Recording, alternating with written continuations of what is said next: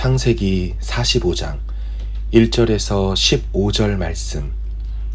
요셉이 시종하는 자들 앞에서 그 정을 억제하지 못하여 소리질러 모든 사람을 자기에게서 물러가라 하고 그 형제들에게 자기를 알리니 그때에 그와 함께한 다른 사람이 없었더라. 요셉이 큰 소리로 우니 애굽 사람에게 들리며 바로의 궁중에 들리더라. 요셉이 그 형들에게 이르되 나는 요셉이라. 내 아버지께서 아직 살아 계시니까. 형들이 그 앞에서 놀라서 대답하지 못하더라. 요셉이 형들에게 이르되 내게로 가까이 오소서. 그들이 가까이 가니 이르되 나는 당신들의 아우 요셉이니 당신들이 애굽의 판자라. 당신들이 나를 이곳에 팔았다고 해서 근심하지 마소서. 한탄하지 마소서. 하나님이 생명을 구원하시려고 나를 당신들보다 먼저 보내셨나이다. 이 땅에 2년 동안 흉년이 들었으나 아직 5년은 밭갈이도 못하고 추수도 못할지라. 하나님이 큰 구원으로 당신들의 생명을 보존하고 당신들의 후손을 세상에 두시려고 나를 당신들보다 먼저 보내셨나니 그런즉 나를 이리로 보낸 이는 당신들이 아니요 하나님이시라.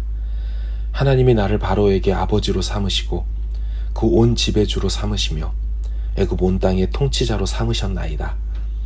당신들은 속히 아버지께로 올라가서 아뢰기를 아버지의 아들 요셉의 말에 하나님이 나를 애굽 전국의 주로 세우셨으니 지체 말고 내게로 내려오사 아버지의 아들들과 아버지의 손자들과 아버지의 양과 소와 모든 소유가 고센 땅에 머물며 나와 가깝게 하소서.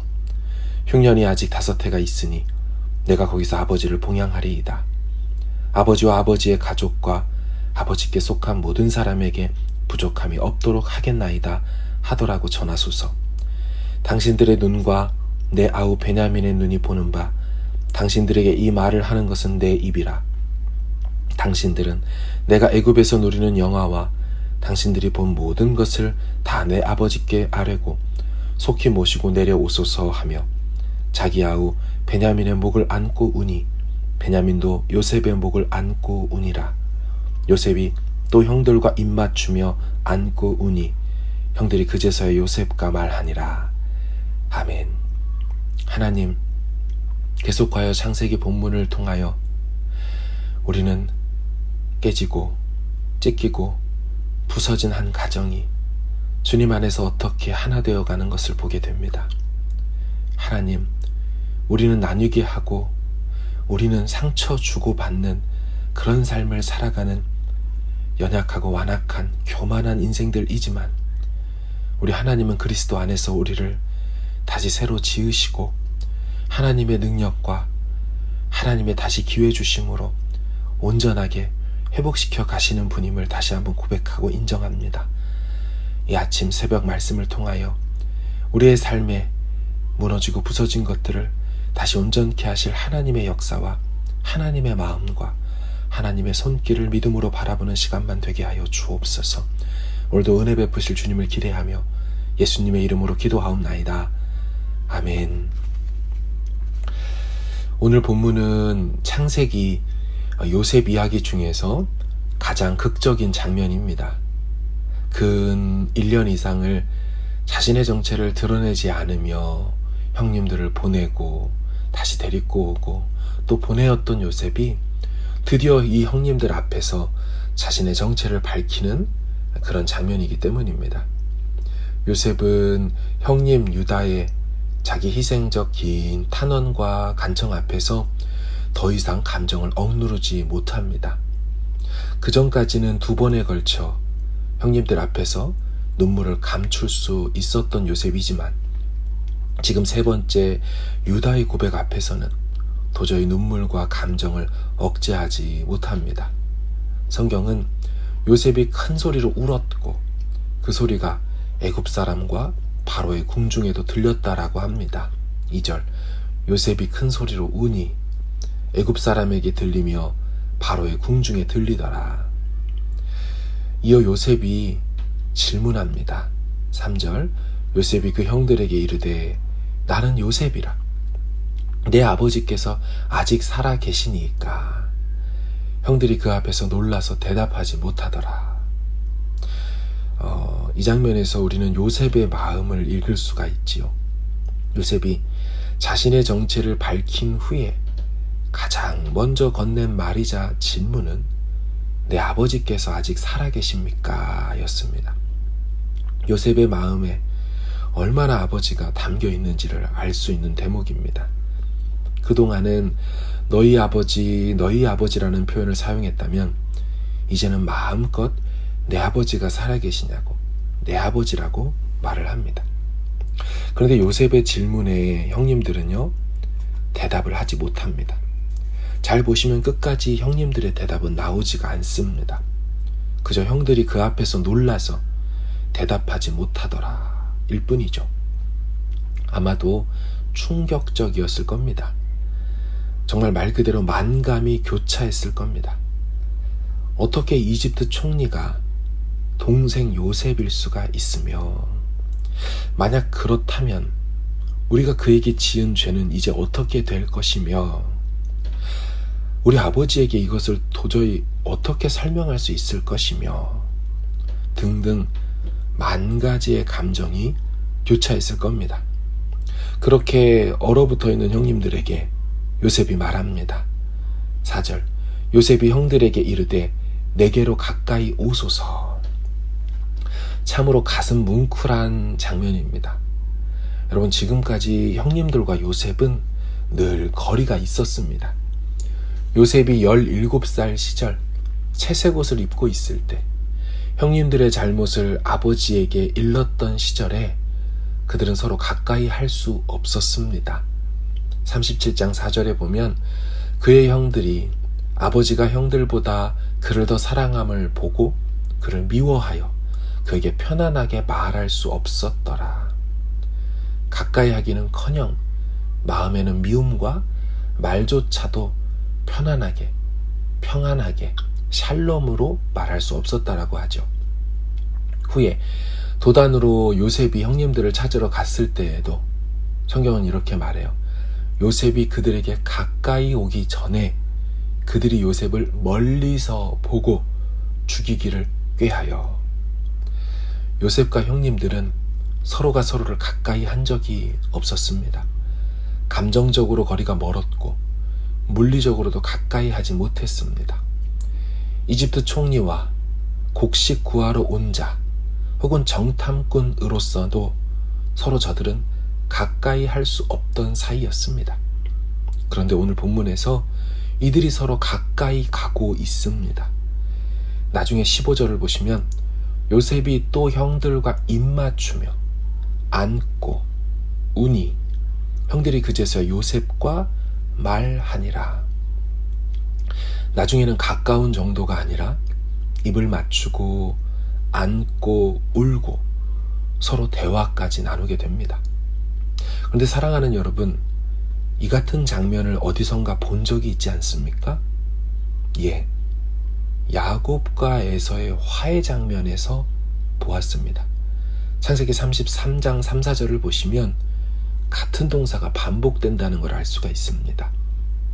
자기는 그들 앞에서 나아가되 몸을 7번 땅에 굽히고 그의 형 에서에게 가까이 가니 에서가 달려와서 그를 맞이하여 안고 목을 어긋 맞추어 그와 입 맞추고 서로 우니라. 아멘. 지금 야곱과 에서 스토리와 요셉과 형님들 스토리가 너무도 닮아 있다는 것을 알 수가 있습니다. 먼저 이 두 스토리의 주인공들은 다 형제들이었습니다. 피를 나눈 형제들이었습니다. 그리고 에서가 야곱을 죽이겠다고 했고 형님들도 요셉을 죽이겠다고 했습니다. 도무지 서로가 서로를 가까이 할 수 없던 사이, 그것이 너무나 닮아 있습니다. 그런데 이 형제 간 원수 관계가 허물어지고 서로가 가까이 했으며 안고 울고 입맞추었습니다. 사랑하는 여러분, 여기서 무엇을 느끼십니까? 야곱과 에서가 어떻게 화해하게 되었습니까?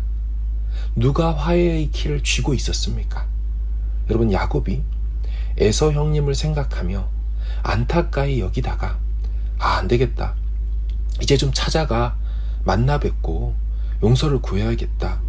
라는 마음 속에 이들이 만나고 화해했습니까? 전혀 아닙니다.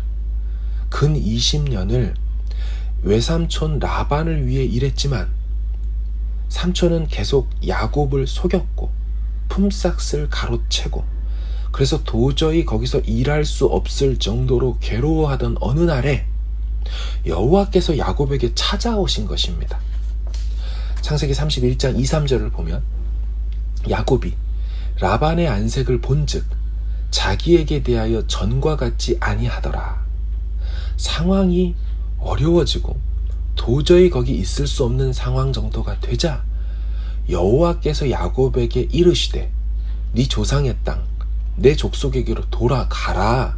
내가 너와 함께 있으리라 하신지라.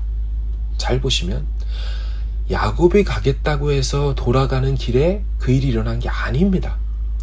하나님이 가라고 하셨고, 그래서 돌아가다 보니 형님을 만날 수밖에 없었고, 그 과정 속에 야복강 나루터에서 야곱은 살기 위해 분이엘 하나님의 복을 받았고, 그래서 이 원수지간이 화해하게 된 것입니다.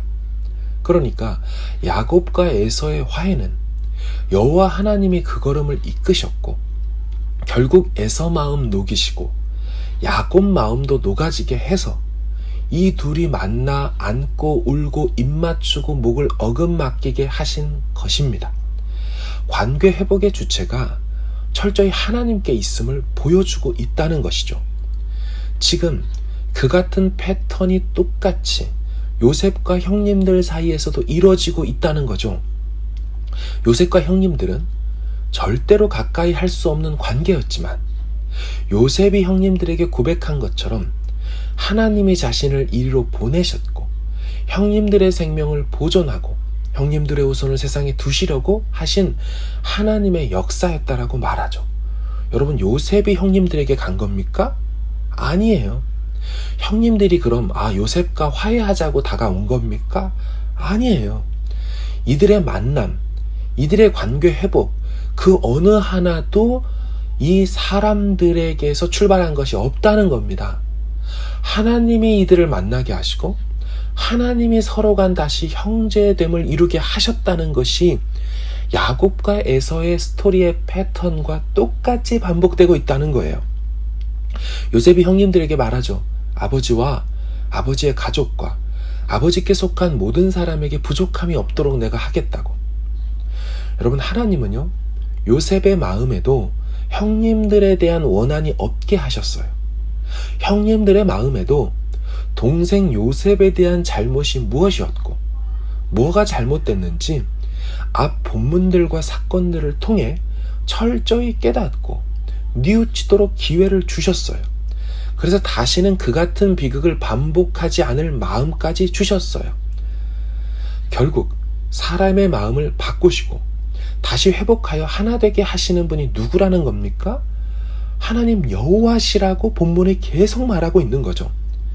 다시 모든 깨지고 부서지고 조각나고 파편난 마음과 사건들과 감정들을 하나로 모아 원래의 온전한 모습으로 회복시키시는 분이 누구시라는 겁니까? 여호와 하나님이시라는 거예요. 여기에 요셉도 끼어들 수 없고 형님들도 끼어들 수 없고 아버지 야곱도 끼어들 수 없는 모든 것에 독보적으로 홀로 나서서 이 모든 것들을 화해케 하실 뿐만 아니라 형제됨을 이루어 진짜 12지파의 조상들의 위치로 올려놓으시는 분은 하나님이라고 계속 본문이 말하고 있어요. 사실 야곱 이야기 같고 요셉 이야기 같지만 저들은 감독의 손에, 감독이 부여한 배역에 따라 역할을 할 뿐이지 전체적인 액션 큐 사인을 주시고 행동하게 하시고 이끌어 가시는 분은 다 하나님이세요. 여러분, 아버지 야곱이요, 요셉을 잃었을 때 이렇게 말합니다. 비통함 속에 그의 모든 자녀가 위로하되 그가 그 위로를 받지 아니하여 이르되 내가 슬퍼하여 스올로 내려가 아들에게로 가리라. 그의 아버지가 그를 위해 울었더라. 뭐라고 해요? 내가 슬퍼하여 스올로 내려가 아들에게로 가리라. 자기는 스올에 내려가 그 죽은 아들에게 가겠다라고 말해요. 그런데 야곱 인생이 어떻게 됩니까? 이제 죽은 아들 요셉을 만나러 죽음의 장소인 스올로 내려가는 것이 아니죠. 살아있는 아들 요셉을 만나러 가뭄의 상황 속에 생명의 땅인 이집트로 내려가는 자가 되었죠. 철저하게 반전되는 거 아닙니까? 죽은 아들을 만나러 죽음의 장소인 스올로 내려가는 게 아니라 살아있는 아들을 만나러 생명의 땅인 이집트로 내려가는 자가 야곱이 되었다는 거예요. 하나님이 야곱의 그 비참하고 비통한 말과 그 눈물의 고백을 바꾸어 죽음 스올이 아니라 생명의 땅으로 내려가도록 인도하신다는 거예요. 요셉이 말하죠. 아버지의 아들들과 아버지의 손자들과 아버지의 양과 소와 모든 소유가 고센 땅에 머물며 나와 가깝게 하소서. 하나님께서요, 요셉을 통해 모든 것을 가깝게 하시죠. 고센 땅에 머물며 나와 가깝게 하소서. 멀어졌고 찢겨나간 모든 감정과 마음과 장소와 거리들을 다시 다 가깝게 하시고 결국 하나 되게 하시는 일들을 이루어 가십니다. 말씀을 정리합니다. 모든 문제 해결의 주체와 실마리와 키를 한 손에 쥐고 계신 분은 하나님 여호와이신 줄로 믿습니다. 우리는 오늘도 이 하나님 여호와께 그리스도의 이름으로 구하며 신실한 우리 마음을 올려드려야 하는 줄로 믿습니다. 하나님이 답이고 구원이시고 회복이시고 피난처시고 힘이 되신다는 것을 다시 한번 고백하기를 원합니다. 그리고 우리 기억합시다. 한 가정의 관계 회복을 넘어서시는 분. 그래서 우리와 하나님과의 원수된 관계를 누가 다시 하나 되게 하셨는지를 기억하시길 원합니다. 성부 하나님 여호와께서 아들을 내어주심으로 하나님과 우리를 서로 화목하게, 서로 가깝게 그리스도 안에서 성부와 임마누엘 하게 하셨습니다. 그 관계 회복의 키는 역시나 성부 하나님이 쥐고 계셔서 그렇게 회복하게 하신 거예요. 그래서 우리는 이 시간 우리 가정의 아픔을 올려드리시기를 원합니다. 우리 친척들과 양가들 사이의 관계도 올려드리시기를 원합니다. 인생에 틀어지고 깨지고 부서진 것들을 올려드리시기를 원합니다. 주님이 주관하여 일하고 행하여 달라고. 나는 하나님께 맡기기만 할 거라고. 의연하게 주님만 바라보고 신뢰하며 이 시간들을 보내겠다라고 다시 한번 믿음으로 고백하며 기도하는 자리로 나아가기를 원합니다.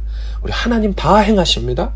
그래서 하나님이 우리 인생의 역시나 배역의 주체가 되셨고 감독자가 되셨고 우리 하나님께서 결국 찬양과 영광을 받으시는 것으로 내 인생의 마지막이 그렇게 끝날 것이라고 우리 믿음으로 올려드리기를 원합니다.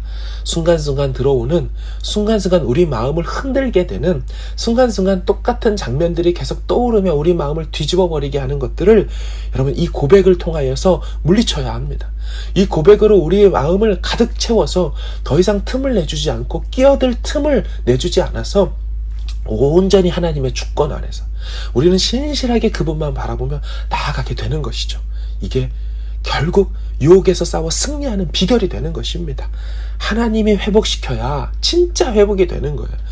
내가 물론 노력을 하지만 내가 애를 쓰겠지만 하나님의 주권과 허용과 하나님이 회복하시는 타임테이블의 그 시점들 속에서만 가능하게 되는 거예요. 내 노력이 필요 없다는 것이 아니라 내 애씀이 의미 없다라는 것이 아니라 하나님의 주권을 인정하면서 그분의 때와 그분의 일하심들을 기다리면서 그렇게 눈도 열고 그렇게 손도 내밀면서 그렇게 행동하기를 원한다는 거죠. 우리 같이 이 마음으로 가지고 나오신 기도 제목 주 앞에 올려드리며 그렇게 나아가기를 바랍니다. 주의 이름으로 축복합니다. 함께 기도하겠습니다.